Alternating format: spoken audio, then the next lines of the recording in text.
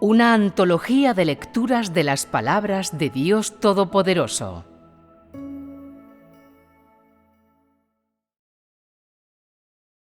¿Cómo servir en armonía con la voluntad de Dios?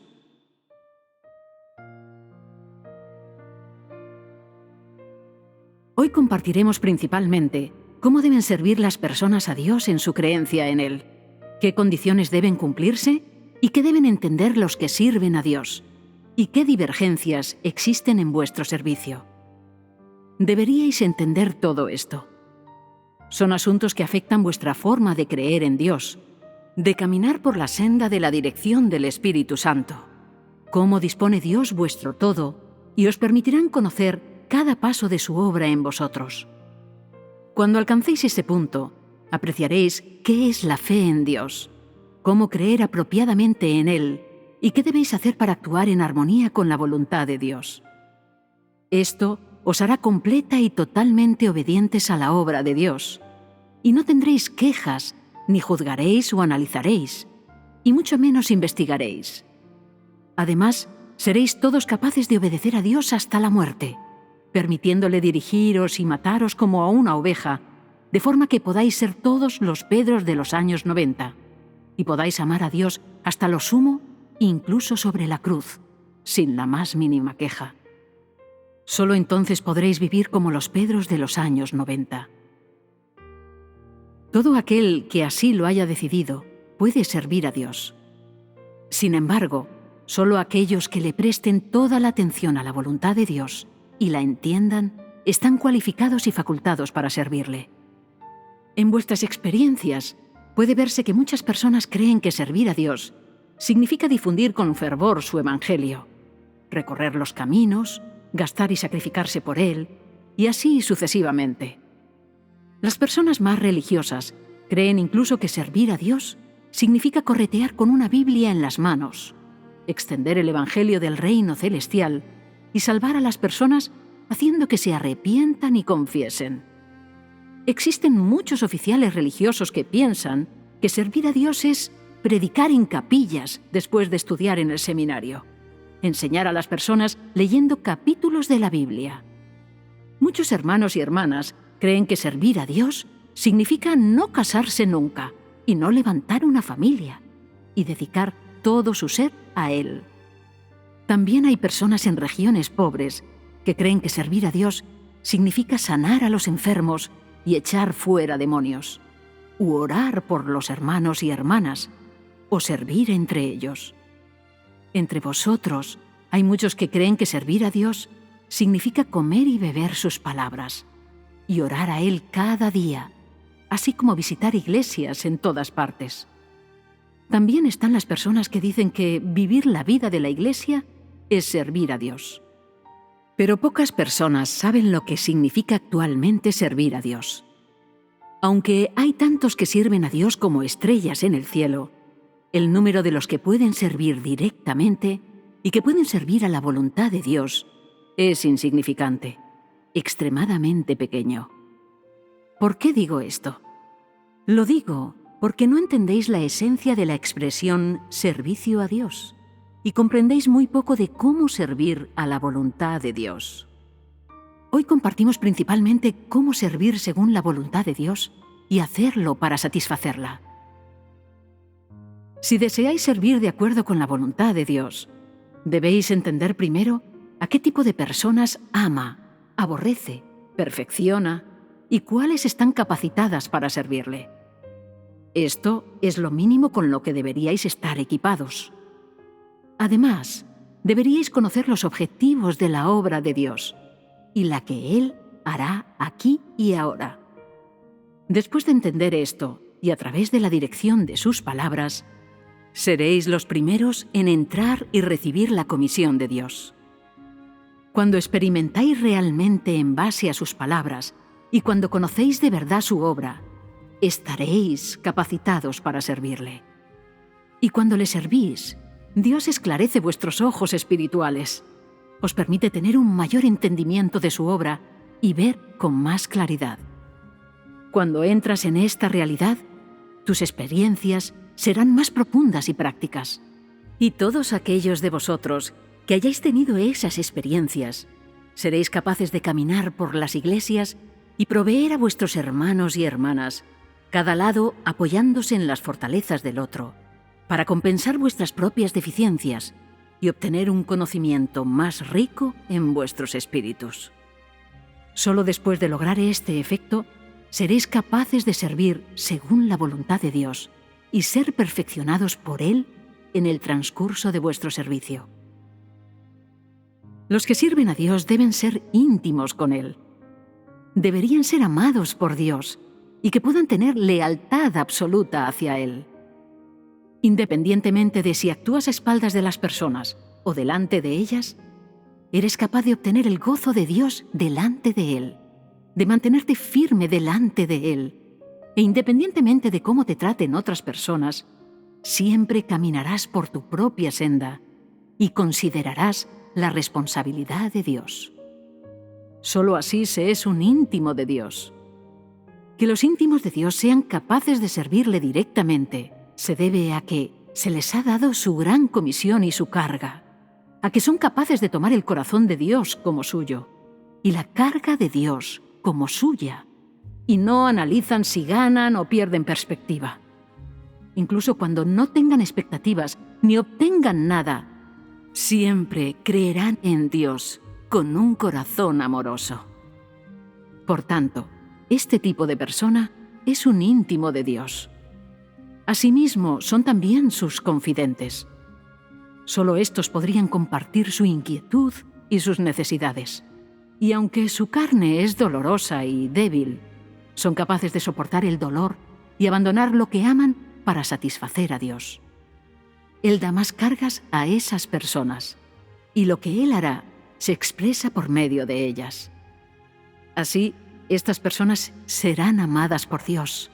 Son siervos de Dios según su corazón, y solo ellos pueden gobernar junto a Él.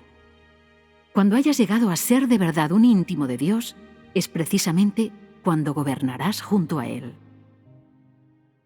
Jesús fue capaz de completar la comisión de Dios, la obra de la redención de toda la humanidad, porque Él consideró la voluntad de Dios sin sus propios planes ni consideraciones personales. Él también era un íntimo de Dios, Dios mismo, algo que todos entendéis muy bien. Realmente, era Dios mismo al que Dios dio testimonio. Menciono esto aquí para ilustrar la cuestión mediante la realidad de Jesús. Él fue capaz de poner el plan de gestión de Dios como el centro mismo, y siempre oró al Padre Celestial y buscó su voluntad. Él oró diciendo: Dios Padre, cumple lo que sea tu voluntad, y no actúes según mis propósitos. Hazlo según tu plan. El hombre puede ser débil, pero ¿por qué deberías preocuparte por él? ¿Cómo podría ser el hombre el objeto de tu preocupación, el ser humano que es como una hormiga en tu mano? En mi corazón, solo deseo cumplir tu voluntad, y quisiera que pudieras hacer lo que desearas en mí, según tus propios propósitos. En el camino hacia Jerusalén, Jesús se sintió angustiado, como si le estuvieran retorciendo un cuchillo en el corazón. Pero no tenía la más mínima intención de volverse atrás en su palabra. Siempre había una poderosa fuerza que lo empujaba hacia adelante, hacia el lugar de su crucifixión. Finalmente, fue clavado en la cruz y se convirtió en la semejanza de la carne pecaminosa, completando esa obra de redención de la humanidad y levantándose por encima de los grilletes de la muerte y el Hades. Delante de él, la mortalidad, el infierno y el Hades perdieron su poder, y él los venció. Vivió 33 años, en los que siempre hizo todo lo que pudo para cumplir la voluntad de Dios, según su obra en ese momento, no considerando nunca su propia ganancia o pérdida personal, y pensando siempre en la voluntad de Dios Padre. Por ello, después de ser bautizado, Dios dijo de él: Este es mi Hijo amado, en quien me regocijo grandemente. Por su servicio delante de Dios, que estaba en armonía con la voluntad de éste, Dios colocó sobre sus hombros la pesada carga de redimir a toda la humanidad y le hizo ir adelante para cumplirla, capacitándolo y autorizándolo para completar tan importante tarea. A lo largo de su vida, soportó un sufrimiento inconmensurable por Dios, y Satanás lo tentó innumerables veces, pero nunca se descorazonó. Dios le encomendó esa tarea porque confiaba en él y lo amaba, y por eso dijo personalmente: «Este es mi Hijo amado, en quien me regocijo grandemente». En ese momento solo Jesús podía cumplir esta comisión, y esta era una parte de la terminación de Dios de su obra de redención de toda la humanidad en la era de la gracia. Si, como Jesús, podéis considerar las cargas de Dios y dais la espalda a vuestra carne, Él os confiará sus importantes tareas, de forma que cumpláis las condiciones de servir a Dios. Solo bajo tales circunstancias os atreveréis a decir que estáis llevando a cabo la voluntad de Dios y completando su comisión. Solo entonces os atreveréis a decir que estáis sirviendo verdaderamente a Dios. En comparación con el ejemplo de Jesús, ¿te atreves a decir que eres un íntimo de Dios? ¿Te atreves a decir que estás llevando a cabo la voluntad de Dios? ¿Te atreves a decir que estás sirviendo realmente a Dios? Si hoy no entiendes ese servicio a Dios, ¿te atreves a decir que eres un íntimo de Dios? Si dices que sirves a Dios, ¿no blasfemas contra Él? Piensa en ello. ¿Estás sirviendo a Dios o a ti mismo? Sirves a Satanás, pero dices tozudamente que estás sirviendo a Dios. ¿No estás blasfemando contra Dios en esto? Muchas personas detrás de mí codician la bendición del estatus. Se dan atracones de comida, aman dormir y prestar toda la atención a la carne, siempre temerosos de que no haya salida de ella. No desarrollan su función normal en la iglesia y comen gratuitamente, o amonestan a sus hermanos y hermanas con mis palabras, se exaltan y señorean sobre los demás. Estas personas siguen diciendo que están llevando a cabo la voluntad de Dios. Siempre dicen que son los íntimos de Dios. ¿No es esto absurdo? Si tienen las motivaciones correctas, pero eres incapaz de servir a la voluntad de Dios, estás siendo insensato. Pero si tus motivaciones no son correctas y sigues diciendo que sirves a Dios, eres alguien que se opone a Dios y deberías ser castigado por Él. No tengo simpatía por tales personas. En la casa de Dios comen gratuitamente y siempre codician las comodidades de la carne y no consideran los intereses de Dios. Siempre buscan lo que es bueno para ellos. No prestan atención a la voluntad de Dios. Y el Espíritu de Dios no escudriña todo lo que hacen. Siempre están maquinando y tramando contra sus hermanos y hermanas. Y tienen dos caras, como un zorro en una viña, siempre robando uvas y pisoteando la misma. ¿Pueden ser tales personas los íntimos de Dios? ¿Eres apto para recibir las bendiciones de Dios? ¿No asumes responsabilidades para tu vida y la Iglesia? ¿Eres apto para recibir la comisión de Dios? ¿Quién se atrevería a confiar en alguien como tú? Cuando sirves así, ¿podría atreverse Dios a confiarte una tarea mayor? ¿No estás retrasando las cosas?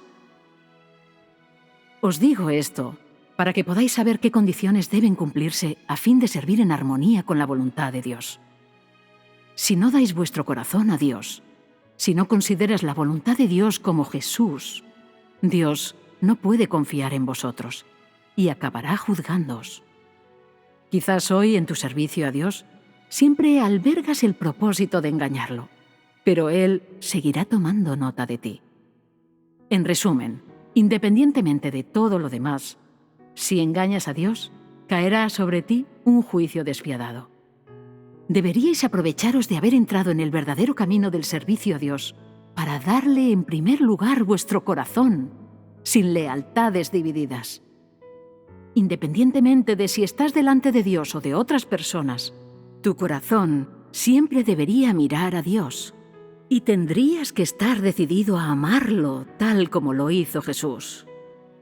De esta forma, Dios te hará perfecto, de forma que te conviertas en un siervo suyo que sea conforme a su corazón.